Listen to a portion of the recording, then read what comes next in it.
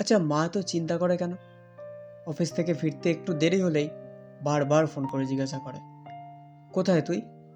ঠিক আছিস তো? কখন বাড়ি আসবি? তখন হয়তো বিরক্ত লাগে, কিন্তু বাড়ি ফিরে দরজা খুললেই বুঝতে পারো তোমার অপেক্ষায় সত্যিই কেউ একজন বসে আছে। মায়েরা খুব অদ্ভুত হয়।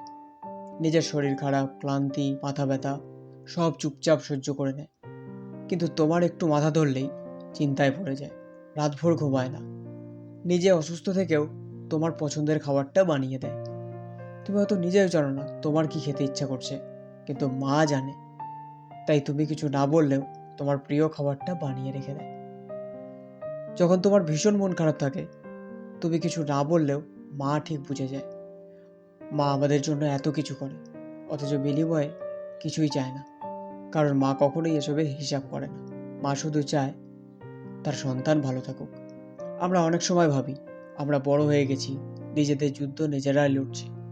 কিন্তু সত্যিটা হলো, বাড়িতে একটা মানুষ নিঃশব্দে আমাদের জন্য লড়ে যাচ্ছে, প্রার্থনায়, চিন্তায় আর অপেক্ষায়। সেই মানুষটা হলো মা। তাই বাড়ি ফিরতে দেরি হলে যদি দেখো মা ফোন করেছে, তাহলে বিরক্ত হয়ে সেটা কেটে দিও না। কারণ ওই কলের ওপাশে শুধু প্রশ্ন থাকে না, থাকে একরাশ চিন্তা আর অপেক্ষা।